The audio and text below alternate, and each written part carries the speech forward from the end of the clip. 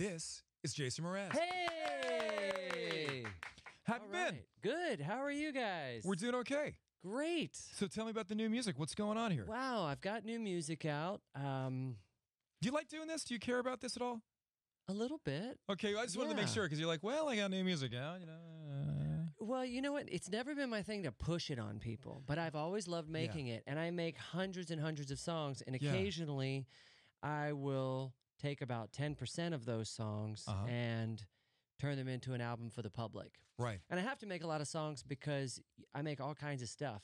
I make sad songs, frustrating songs, weird experimental songs, but what I want the world to hear are the positive, uplifting songs that can hopefully touch hearts, change the world, hopefully contribute to the end of human suffering if possible, unless you don't like my music, and then I'm actually contributing to your suffering. Right, that's true. It might be suffering for that person there, right. But I do aim to be like a Sesame Street, Mr. Rogers-esque songwriter who is offering a little bit of sunshine and smile through songs, See, that's what I get from your music. Yeah.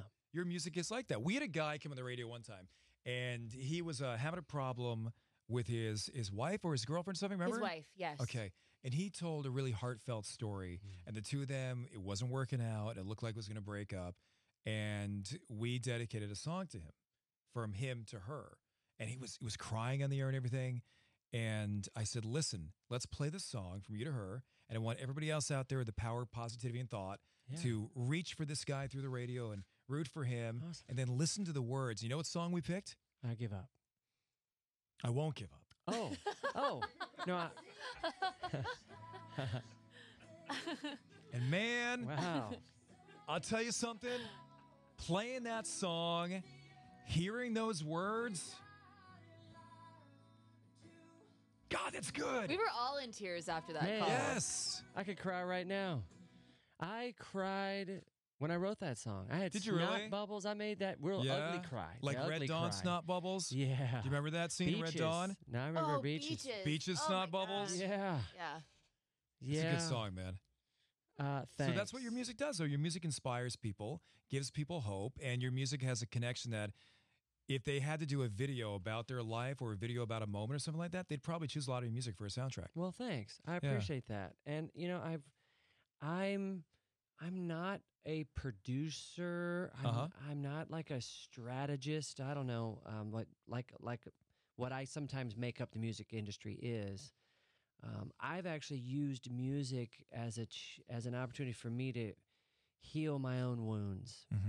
And if I get it right and I really feel like a transformation has happened in my life or an urgent message is poured through my creation, then like a song like I Won't Give Up, then that's what I choose to share with the world. And then I get to sing it night after night after night on tour and be of service with those songs. Do you remember when you do these songs and you write these songs, do you remember the moment in your life that was a catalyst for the words and music? Oh, yeah. You do? All right, let's play a game. Come right back. Jason Mraz in the studio. It is Valentine in the morning.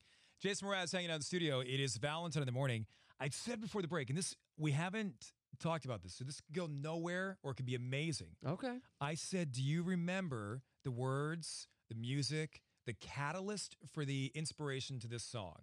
For any song that you do, right? I'm going to hit you with a couple, and then you just tell me maybe what was going on, what you were feeling, All right, okay? cool, thanks. Let's try that.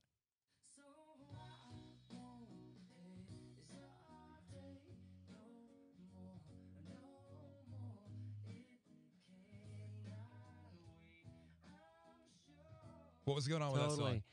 A lot of people would be surprised, but because they always ask me, "Oh, who'd you write that for? Did you have a girlfriend?" You know, and I didn't.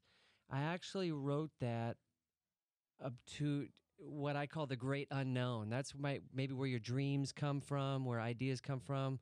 You can call it God, you can call it love. The Native Americans called it the great unknown because it was too great and too unknown to be defined. And I'm singing to the great unknown saying, make me an instrument, I'm yours. And I'm playing my favorite Bob Marley chords and just emoting. And I literally just sang, I won't hesitate no more. It cannot wait. I'm yours. You know, I'm basically trying to surrender so that I can have something to sing and something to move me. So the song is actually about getting out of my own way and trying to write a song in the flow. it wasn't something I sat down to do to try to write a hit song. I just was entertaining myself. Yeah. But I was moved by it, and I wrote it down, and a few years later I recorded it. Of course, by the time I'd recorded it, I'd had years and years of playing it live, and I did have a girlfriend, so I sang it with a little more swagger. Sure, yeah. But the origin of that was really just trying to tap into something of a larger vibration, and it worked. Okay. Yeah.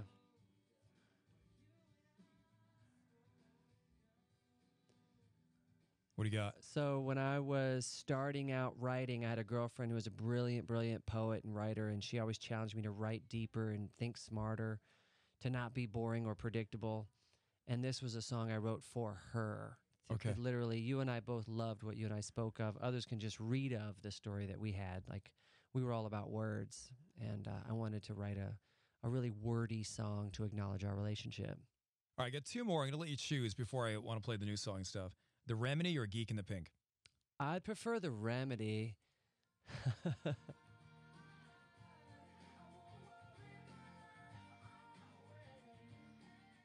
Dude, that's a jam. Woo! Thanks. 15 years ago, The Remedy came out. Oh, my God. Yeah.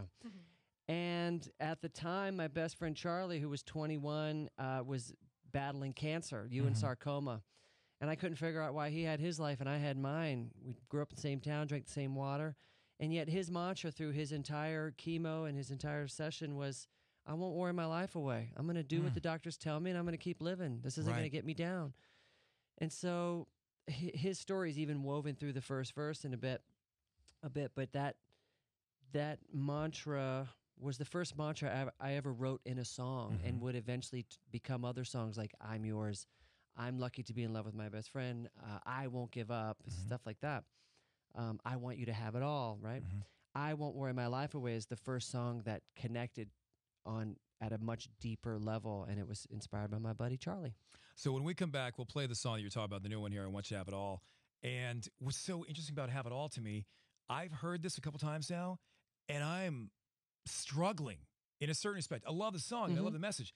But I'm like picturing you talking to so many different people. Cool. That's what my struggle is. Wow. I'm picturing you talking to a woman that you broke up with. Okay. I'm picturing you talking to your daughter. Sure. I'm picturing you talking to the masses. Yeah. Am I close on any of those? Well, I don't have any kids, so yeah, it's obviously. not my daughter. But maybe the daughter in the future or something that's not here yet?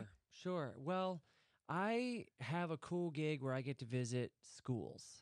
So I was actually picturing young people. Right, okay. Who the future. are, specifically middle school. Middle school sucks. That was a tough time. Man, it sucks. So kids that might be going into middle school or kids that are leaving middle school going into high school. There's definitely a transition period. Even leaving high school, it's like Have It All to me was almost like a graduation commencement speech. Yes. That's where I was going with it. We could hear that too. Yeah. We could hear that. So you're politely saying, I got a lot of it wrong. Oh, yeah. Yeah, big time. All right, we'll play new music from Jason Mraz. When we come back. It's Valentine in the morning. Jason Mraz hanging out in the studio. It is Valentine in the morning. We're going to play the song, then come back, talk about your life, what else is going on, everything. So this is yours, my friend. Introduce it. Tell the kids in middle school right now what's going on in their future, what your hopes and dreams are for them. Speak to the middle schooler. I wish I could speak as eloquently as I can write song lyrics. So I'm going to just leave it to the song. But this song was meant to be a musical greeting card or a blessing or something you could maybe even just write the lyrics down in your notebook to remember that I want you to have it all. It is your world that we are setting up for you. This is Have It All. It's Valentine in the morning. Get Jason Mraz here in the studio. Selfishly, I wish that you brought your dad with you. Oh, thanks. I follow you on Instagram. Okay. And your dad posts are my dad. some of my favorites. Thanks. He's so cute. He'll be back on tour with me this winter, so there'll be more dad posts coming out around the holidays. Okay. Thanks for acknowledging that. I missed that. Can you explain to us what some of these posts? He's on tour with Jason. Yeah. And he's just out there talking awesome to is that? fans. He's doing everything. He's selling merch. Oh, my Yeah, gosh. My dad, he's retired now, so he wanted to drive the tour bus. I said, Yeah. well, you're not going to drive the tour bus. Why don't you just be retired and have fun? Right.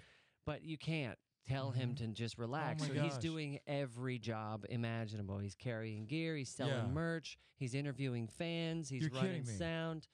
So I had to turn the camera on him and let people see what I get to see. And He's always been my #1 supporter. Oh man, that's awesome. And now he gets more likes and views than I do. Oh, that stinks. I hate when that happens, Yeah, right? it's okay. How old's your dad? 68. Okay. What did he do for a living before he retired? He was a fence contractor. He built fences and people, separated people's homes basically with fences.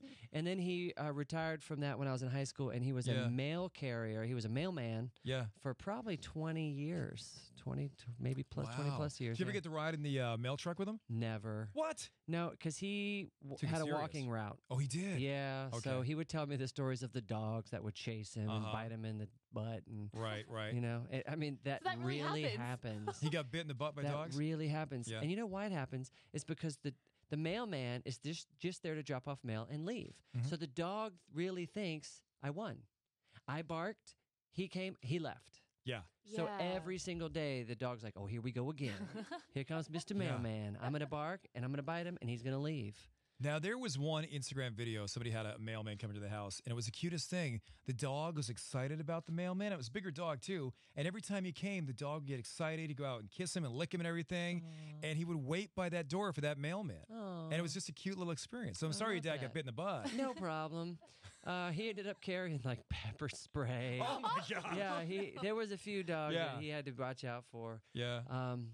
But, he'd also get cookies and fruit cakes and things left in mailboxes, which is really sweet. What did you learn from him as a kid? What did you learn from your dad? I know that's a little deep, and I hate to hit you so fast with It's great. I used to work with my dad building fences and cleaning up construction sites and digging holes. And I remember we'd be listening to the radio. I think it was probably Milli Vanilli, Blame It on the Rain was on, because I used to love harmonizing to that. One of my favorite groups, super authentic group. And my dad says, son, I hope you do what you love to do. Follow your passion. Basically, saying, go find a life in music, because you don't want to do this for the rest of your life. And I really saw that. I saw if I don't pursue music, I really didn't have the grades or any other passion to get into any other career. I thought I could easily end up taking over my dad's business, and that was not very exciting to me. And my dad had full support. He basically let me off the hook at a very, very young age. And he says, you will only fail if you don't pursue music. So he always had my back. Well, when did you realize there was a little bit of talent there? Because, not every kid comes out of the womb singing and playing guitar and everything else. At what point for you as a kid did it click where the two of you realized, oh, I've got some talent? I don't know. It's just these little small successes, these small wins that would happen, whether it was getting a solo in second grade and then being acknowledged by, I was lucky to have great arts programs in my public school, the different teachers that would say, yeah, you've got something, and summer programs, and these just little wins. And when I would perform, how it would attract viewership. I knew there was something there, and I said, I can nurture this. I can build on this somehow. Were you a class clown of any sorts, or big time? Were you really? Yeah, and a teacher's pet. I need the middle schoolers to turn off their radios right now, but I graduated probably C's and D's. Okay. But I think it was my attitude that got me through school. I think the teachers gave me those grades because I was so engaged in the conversation, but not so much my homework, Now, we had read something, this was kind of disheartening for us, that you feel as an artist that you've plateaued in music. Yeah. And that you want to take a break after this album? Yeah. Well, I never learned to read and write music. I'm just making things up and memorizing where those are on the keyboard or the guitar. Right. And I have gained so much success and been around the globe so many times that I honestly I'm complete.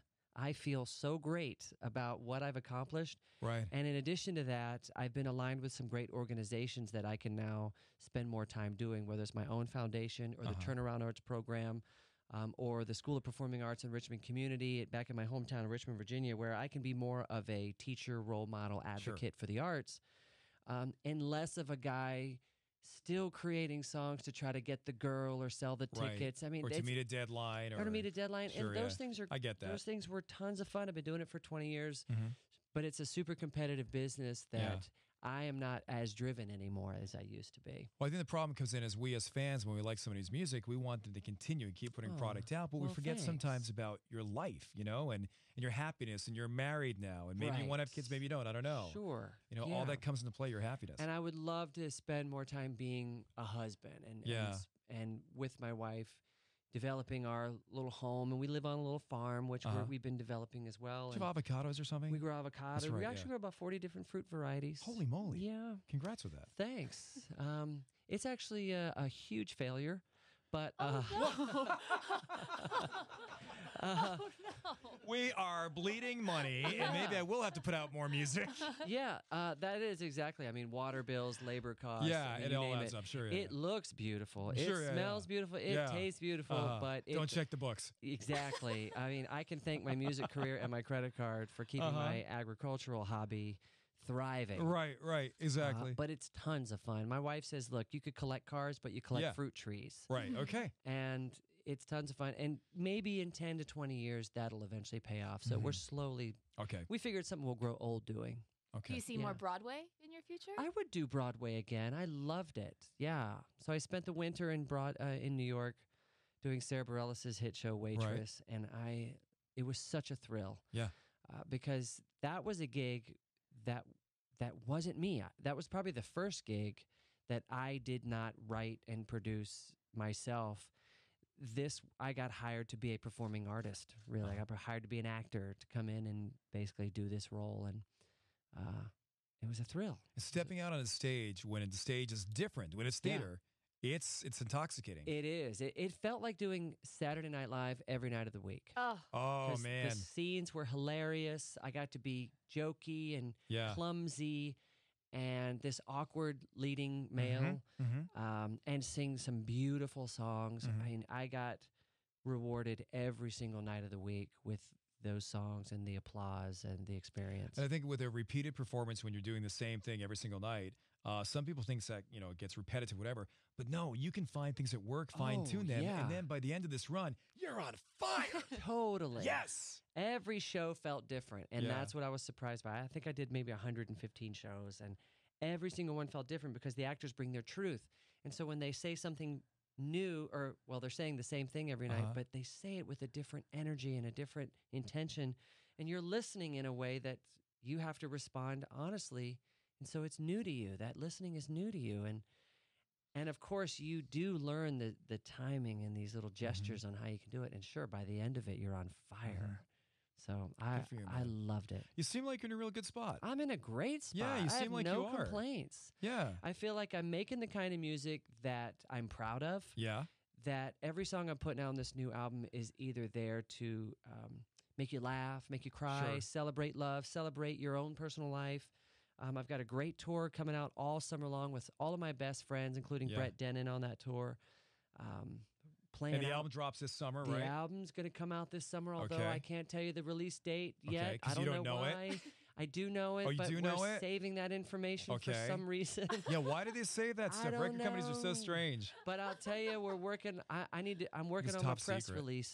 I'm working on my press release. You're working on the press release yourself? It's coming out real soon. You're actually working on it yourself? I work on a lot of stuff. Do you? Okay. Yeah. Hands on. And that's why I'm also working for a distant future where I'm not working as hard. Right. When you're just watching those fruit trees. Yes, I'm just watching the fruit trees and making sure I'm spreading that manure. All right. That's how we like to end our interviews. Talking about manure. That's right. Jason Mraz, thanks for coming in. Thanks for having me.